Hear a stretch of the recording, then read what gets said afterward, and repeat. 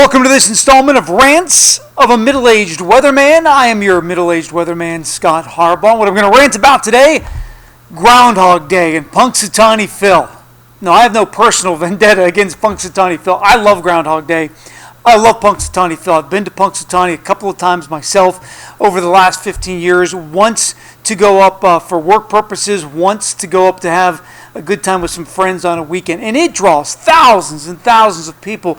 General attendance for the morning when Phil comes out of his burrow, about 7:25 in the morning, about 30,000 people if the weather's decent. And this weekend the weather will be decent. As I said, I've been up there before myself a couple of times. Did it for work one time, which was fun. But doing it for fun, just to go up, is something I think everyone should experience at least once in their lifetime, just to say you did it. So what's my rant about? Well, the fact that it's not real. It's fun, but there's no scientific backing to it. Now, here's the deal.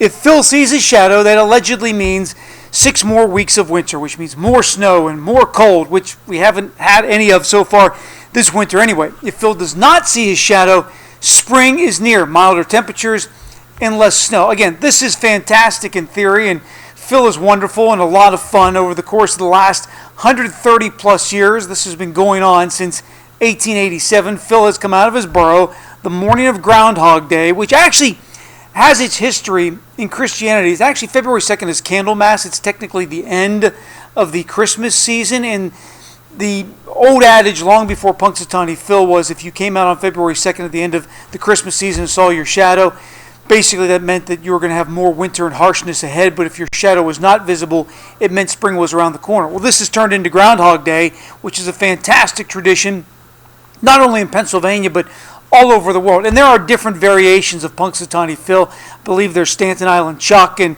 in Atlanta there's Beauregard Lee, and there's woodchucks and prairie dogs all through the United States. But Phil is definitely the foremost authority on winter weather. I just don't want you to think that it's a real sort of thing. If we go through Sunday and get into the first part of next week and we get Phil's prediction on Sunday morning, whether he sees his shadow or doesn't see his shadow, there's still a lot of winter season left to go. Whether we actually get a lot of winter, still yet to be seen. But here are some of Phil's biggest misses that I tracked down. Since 1887, Phil has seen his shadow 104 times. You're telling me in northwest Pennsylvania, during one of the cloudiest months of the year, Phil has been able to see his shadow because of clear skies 104 times?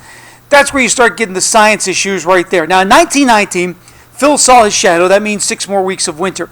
After February 2nd, we only had 3.7 more inches of snow the entire rest of the winter. We average 1.5 feet in February and in the month of March. In 2013, no shadow. Spring is near. No, not that year. 2.5 feet of snow the rest of the way, well above the normal. My favorite, 2016, no shadow for Phil. That means spring is near. It snowed in May that year. In May, we had snow flurries in Pittsburgh around May 10th. Again, I'm not saying don't go to Punxsutawney. I'm not saying don't have fun with it. I've been twice myself. I hope to go back, and I think everyone should go to Punxsutawney at least once in their life. I'm just saying don't take it seriously. And that's what I'm ranting about today.